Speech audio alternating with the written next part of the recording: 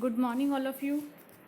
आज हम class 9th का साइंस में हम जो चैप्टर कर रहे थे परमाणु वो धातु एवं अधातु, ठीक है, उसका 11th क्वेश्चन से करेंगे। आज 10 तक हम कर चुके हैं। वीडियो में आप देख सकते हैं, प्रीवियस वीडियो देख लीजिएगा। 11 क्वेश्चन, आयनिक यौगिक से आप क्या समझते हैं।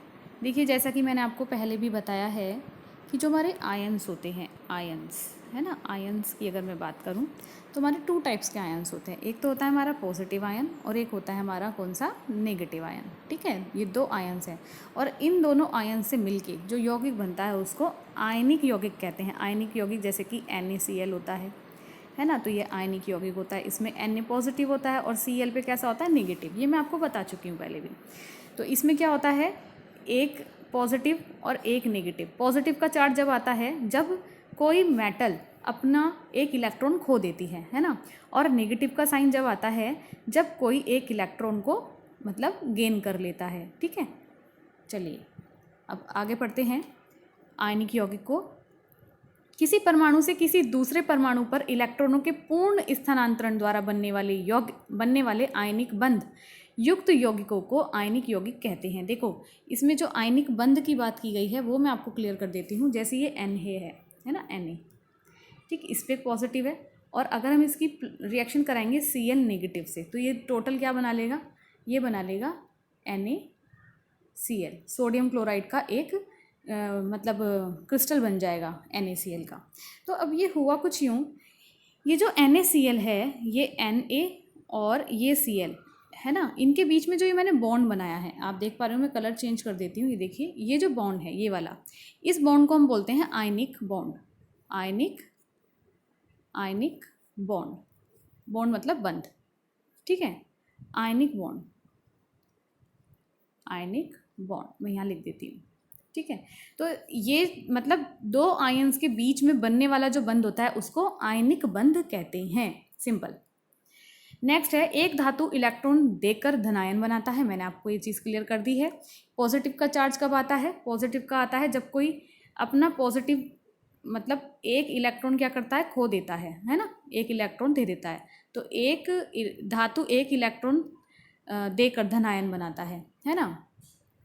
अब आगे देखिए, आगे कहा गया है आयनिक तथा अधातु इलेक्ट्रॉन ग्रहण करके ऋणायन बनाती है। जो अधातु होती है, जो नॉन मेटल्स होते हैं, वो इलेक्ट्रॉन को क्या करते हैं, गेन करते हैं। ठीक है, इसका अर्थ है कि आयनिक बंध धातु तथा अधातु के मध्य बनता है। अब ये धातु और अधातु क्या है, देखिए मैंने बताया था, जैसे हम NaCl की बात कर रहे हैं,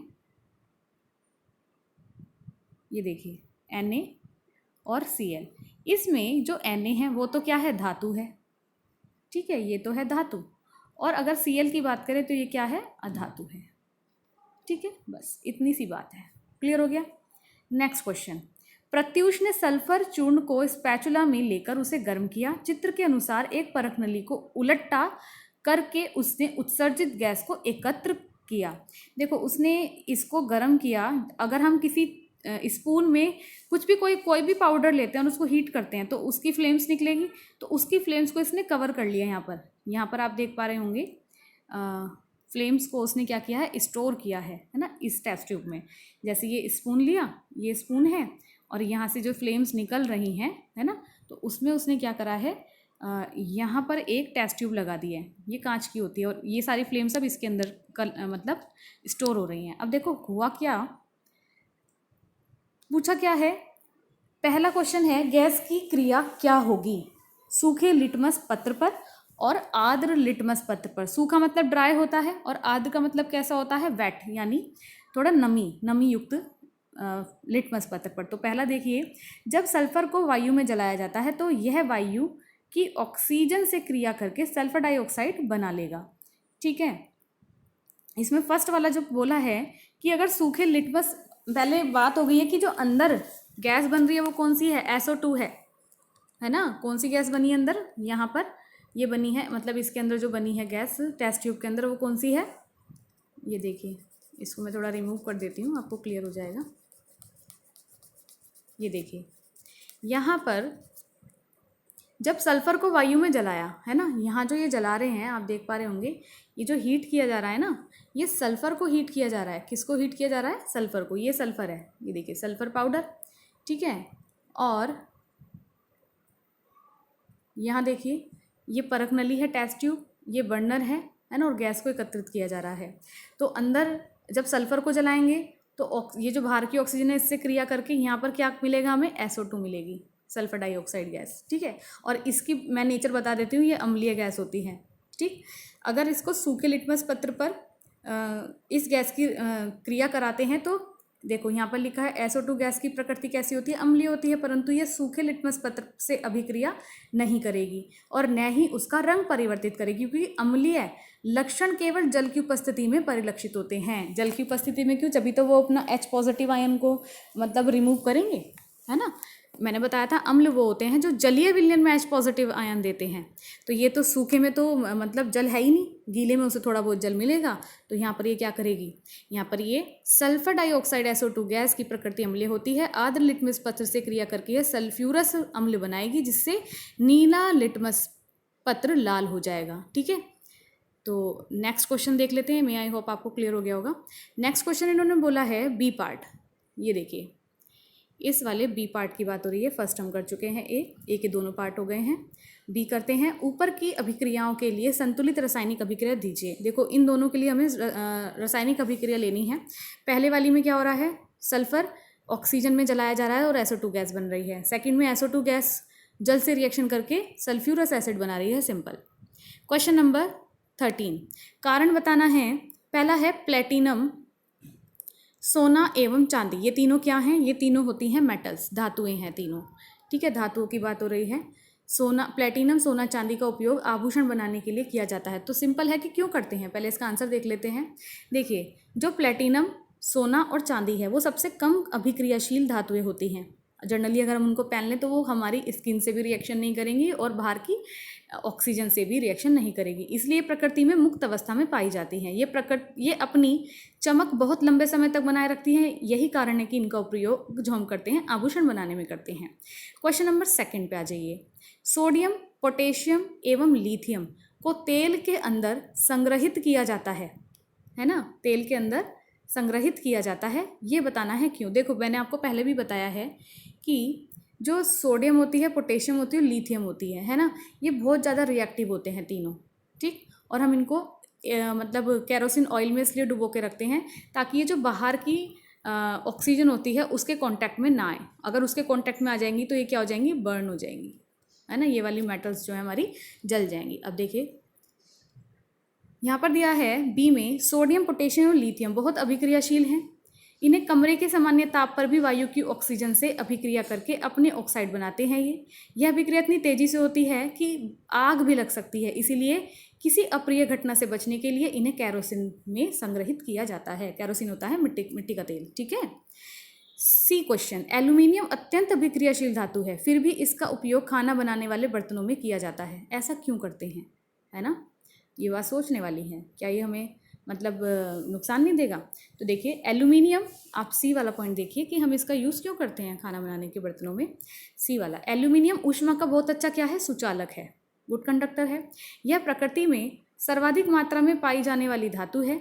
यह ऑक्सीजन से अभिक्रिया करके अपनी सतह पर ऑक्साइड की एक परत बना लेती है। देखो जैसे ये एल्यूमिनियम का बर्तन है, ठीक है, और अब ये क्या करेगा? ये ऑक्सीजन से अभिक्रिया करके अपने ऊपर एक ऑक्साइड की परत बना लेगा, ठीक।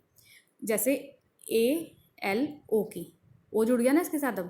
अब होगा ये जो इसे और अधिक संचारित होने से बचाता है, यानी इसको खराब होने से बचाता है कौन? ऑक्सीजन की जो परत इसके ऊपर चढ़ गई है वो इसको संचारित होने से बचाएगी, ठीक है।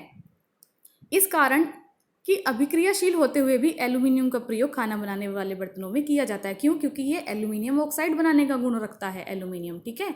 और जो ऑक्सीजन है वो एल्यूमिनियम को खराब होने से बचाता है। संचारित का मतलब होता है खराब होना।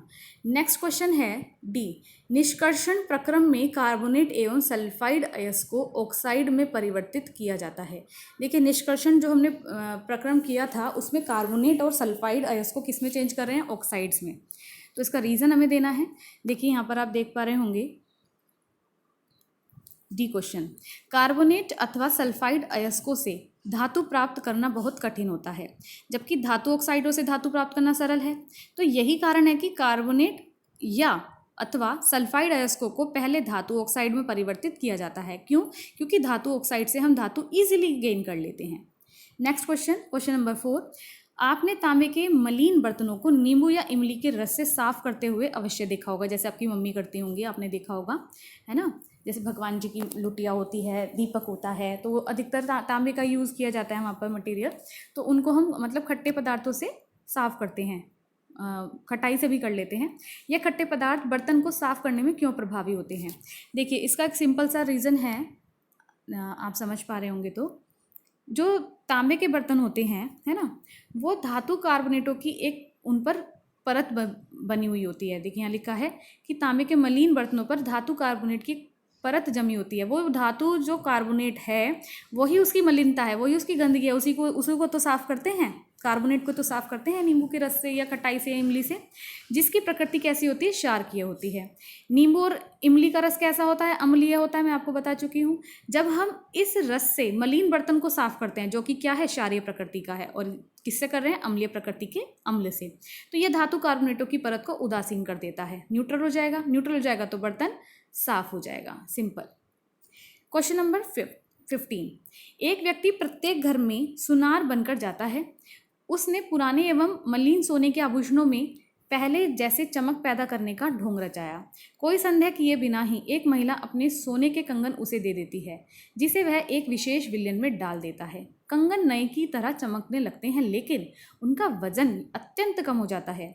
वह महिला बहुत दुखी होती है तथा मर्क वितर्क के पश्चात उस व्यक्ति को झुकना पड़ता है। एक जासूस की तरह क्या आप उस विलयन की प्रकृति के बारे में बता सकते हैं? देखिए, सिंपल यहाँ पर क्वेश्चन में कहा क्या गया, पहले उसे समझिए, है ना। एक महिला ने अपने आभूषण दिए एक सुनार को, ठीक है। उसने क्या काम करा? उसके आभूषणों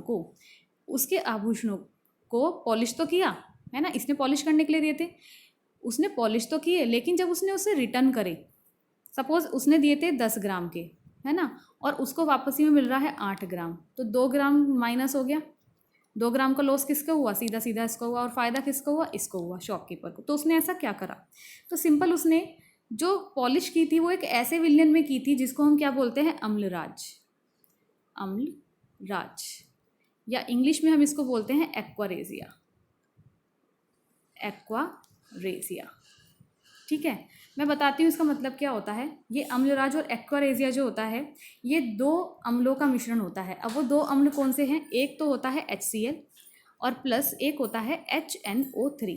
जो HCl होता है वो हाइड्रोक्लोरिक एसिड है, इसको 3 पार्ट में यूज़ करते हैं, और HNO3 ये होता है नाइट्रिक एसिड, और इसका 1 पार्ट यूज़ करते हैं। तो इन दोनों को मिलाकर बनता है अम्लराज, जो सोने के ऊपर जो परत जमी होती है उसमें से सोने को अपने ओर, मतलब सोने की जो ऊपर वाली लेयर है उसको अपनी ओर खींच लेता है, और इसके विलयन में वो बैठ जाता है, एक्वारेजिया के विलयन में, ठीक है। और जो सोने के अंदर वाली लेयर होती है वो चमकने लगती है, सिंपल। तो हम कह सकते हैं कि उसने किसका यूज़ किया है? एक्वारेजिया का यूज़ किया है। आप इसको पढ़ लीजिएगा, नेक्स्ट वीडियो में करेंगे। Thank you.